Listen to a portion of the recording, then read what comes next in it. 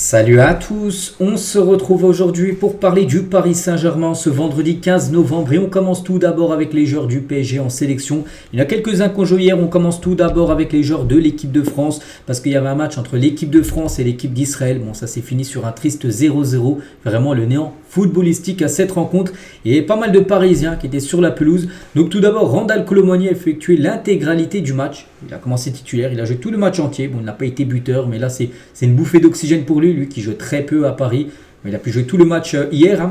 Concernant Warren Zaïre-Emery, il a commencé titulaire, il est sorti à la 78e minute de jeu. Et pour Barcola, pareil, titulaire. Les trois Parisiens, les trois ont commencé titulaire. N'oubliez pas que Dembélé n'était pas là parce qu'il était forfait. Donc Barcola, il est sorti à la 70e minute de jeu.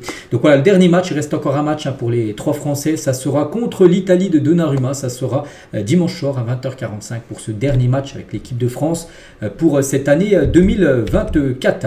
Et concernant la performance de Bradley Barcola, j'ai regardé le match. Enfin, j'ai regardé la première mi-temps, pas la deuxième, parce que je voulais plus regarder, puisque c'était nul ce que nous produisait l'équipe de France. Barcola, vraiment un match oublié. Une note de 2, un match très, très décevant de la part du Parisien. Et concernant Zaïre-Emery, qui a commencé titulaire, donc le jeune Warren, 18 ans et 251 jours, est devenu le plus jeune de l'histoire à compter 6 sélections avec les Bleus devant Mbappé, 18 ans et 257 jours. Donc on a déjà sa 6e sélection à seulement 18 ans et 251 jours. C'est quasiment historique du côté de l'équipe de France. Donc voilà ce qu'on va dire sur cette équipe de France très moyenne hier. Il y avait également l'Italie de Donnarumma. Donc Donnarumma a effectué l'intégralité du match, il a commencé titulaire. Donc son équipe déjà s'est imposée 1-0 contre la Belgique et surtout il a fait un gros match. Il a joué tout le match entier en réalisant un excellent match avec plusieurs parades décisives. Voilà, donc déjà clean sheet et beaucoup d'arrêts, gros match de la part de Donnarumma qui retrouvera Kolo Muani, Zaïre-Emery, Barcola dimanche soir pour ce match entre l'Italie et l'équipe de France. Donc félicitations à Donnarumma en espérant que ce match-là va le mettre après dans une bonne série du côté du PSG parce qu'on sait qu'à Paris des fois il déçoit, surtout lors des grands matchs en Ligue des Champions où de temps en temps il est très souvent critiqué. Et concernant la Ligue A, donc l'Italie et la France se qualifient pour la suite de la Ligue des Nations. Ça sera des quarts de finale. Du côté du continent sud-américain, il y avait également pas mal de joueurs du PSG qui jouent, deux. Voilà, pas mal, deux, c'est déjà bien. Comme Pacho, les gars, avec l'Équateur. Donc il a joué l'intégralité du match titulaire. Il a joué tout le match entier. Son équipe s'est imposée 4-0 contre la Bolivie. Donc il reste encore un match. Donc ça sera face à la Colombie dans la nuit du 19 au 20 novembre prochain à minuit. Voilà, ce match, minuit, heure française. Là-bas, peut-être ce sera 20h. Donc voilà, concernant l'Équateur, parfait, bien sûr, belle partie de Pacho. Et concernant Marquinhos, donc hier, 22h heure française, il y avait un Venezuela-Brésil. Donc Marquinhos, le capitaine à Paris, le capitaine au Brésil. Donc il a joué l'intégralité également du match, un match entier, un partout. Donc prochain match pour Marquinhos avec le Brésil, ça sera contre l'Uruguay dans la nuit du 19 au 20 à 1h45 du matin. Il y avait également Kangini qui joue avec la Corée. C'était hier après-midi, heure française, le match. Ils ont gagné 3-1. Il a joué l'intégralité lui aussi du match, un match entier. Donc dernier match durant cette trêve, ça sera le 19 novembre prochain face à la Palestine. Il a noté le gros match de Kangini. On peut voir des chiffres 2, 5, 10 et 1. Après c'est écrit en coréen, je sais pas trop, je comprends pas le coréen. Mais bon, sur sa hitmap, on peut voir qu'il était très important sur son couloir droit parce qu'il a touché beaucoup de ballons.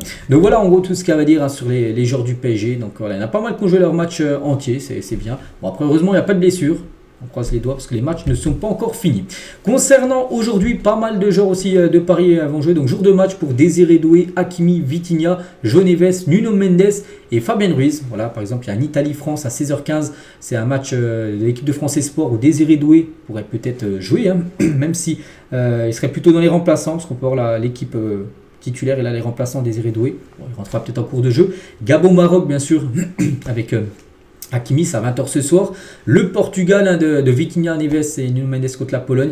Et l'Espagne de Fabien Ruiz contre le Danemark. À noter que Fabien Ruiz, donc, lors de l'entraînement hier, il n'était pas présent. Il ne s'est pas entraîné lors de l'entraînement hier. Son absence, ça le rend incertain pour le match contre le Danemark ce soir. Même s'il se rendra cet après-midi. Enfin, il est à Copenhague, il est avec le reste de l'équipe. On ne sait pas en gros s'il jouera ou non. Parce que hier, il n'a pas participé à l'entraînement. On ne sait pas s'il est blessé ou non. Donc voilà, concernant Fabien Ruiz, on guettera s'il jouera ce soir. Concernant Hakimi, il y a une petite photo avant son match de ce soir. Et les Portugais, là, tiens, on peut voir João Neves et Vitinha. Donc voilà tout ce qu'il y a à dire sur la trêve. On fait le point vu qu'il n'y a rien à dire sur le PSG. Enfin, niveau résultat, Pour ça, on parle bien sûr des joueurs du PSG en sélection, comme on le fait à chaque trêve. On vient maintenant sur Paris.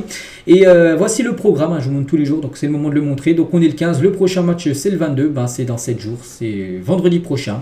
Une semaine jour pour jour, le PSG reçoit l'équipe de Toulouse. Ça sera 21h à cette rencontre au Parc des Princes avant d'aller au Bayern Munich le mardi d'après, le 26. Donc voilà. Une semaine, c'est déjà le retour bien sûr du Paris Saint-Germain. Concernant le trophée des champions, j'en ai un peu parlé hier, j'avais dit que normalement ce trophée qui aurait dû être joué déjà, c'était en Thaïlande en août dernier, bon il n'a pas pu se jouer, mais il devrait se jouer bien au Qatar, c'est pas encore officiel mais on est très proche, peut-être l'officialisation pour intervenir aujourd'hui. Le trophée des champions opposant le PSG à Monaco, initialement prévu l'été dernier, donc c'était pas en Thaïlande, c'était à Pékin, voilà, bon, c'était sur le continent asiatique, devrait se jouer à Doha le 5 janvier prochain. Donc voilà, le nouveau conseil d'administration de la LFP est programmé lundi pour valider cette option qui doit rapporter près de 3 millions d'euros. Voilà, peut-être lundi, début de semaine prochaine, ça sera officiel concernant cette rencontre. On va parler d'une très bonne nouvelle pour le PSG parce que Lucas Hernandez va faire son retour à l'entraînement collectif la semaine prochaine. Il ne ressent plus de douleur, pourtant il s'est fait les ligaments croisés. Lucas Hernandez, il les avait fait, c'était lors d'un match contre Dortmund, lors du match aller des demi-finales. Donc c'était au mois de mai dernier. Donc voilà, normalement, les ligaments croisés, des fois tu prends 1 an, mais il y a des gens où ils reviennent plus rapidement. Il ne ressent plus de douleur, donc potentiellement il peut déjà revenir. Donc il a pris de l'avance dans sa récupération, oui. Et c'est déjà entraîné avec le U21, donc l'équipe B, on va dire. Voilà.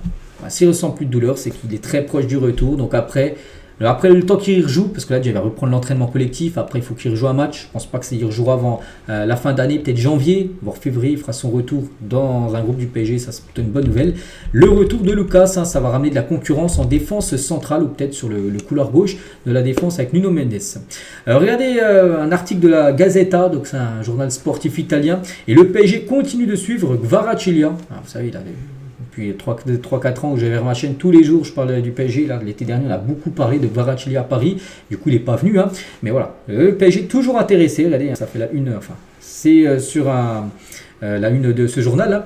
Donc, les négociations sont difficiles entre les parties, notamment autour de sa clause libératoire. Mais voilà, le PSG va revenir à la charge. Bon, ça ne sera pas en janvier, mais plutôt l'été prochain que le PSG retentera le coup Kvaratskhelia. Officiel, voici les équipes nommées pour le titre de meilleur club de l'année au Globe Soccer Award. Ce sera une cérémonie qui sera à Dubaï dans fin d'année, en décembre. Et le PSG parmi les meilleurs clubs. On peut avoir des clubs comme le Real, comme City, comme l'Atalanta ou comme l'Inter Milan. Et le PSG dedans. Bon, je ne pense pas que le PSG remportera le prix du meilleur club, mais parmi les nommés, et c'est déjà bien.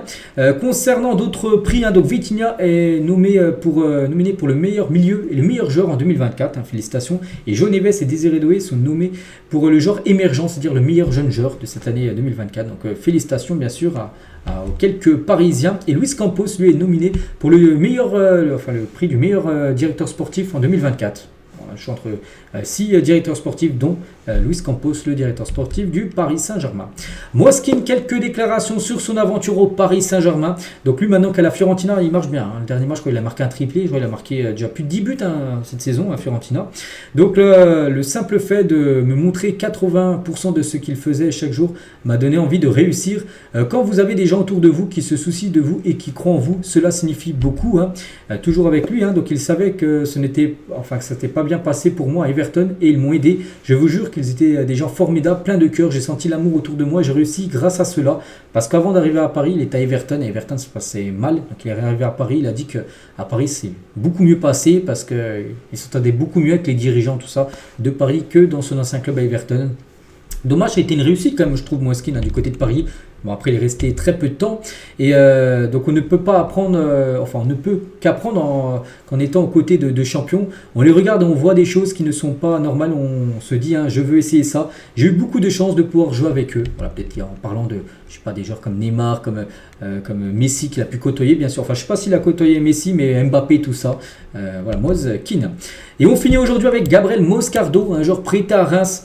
Et n'a toujours pas joué un match officiel comme avec Reims. C'est pour ça que le prêt va être cassé. Bon, il avait joué un match, là c'était amical. Il a même marqué un but sur penalty, c'était avant-hier.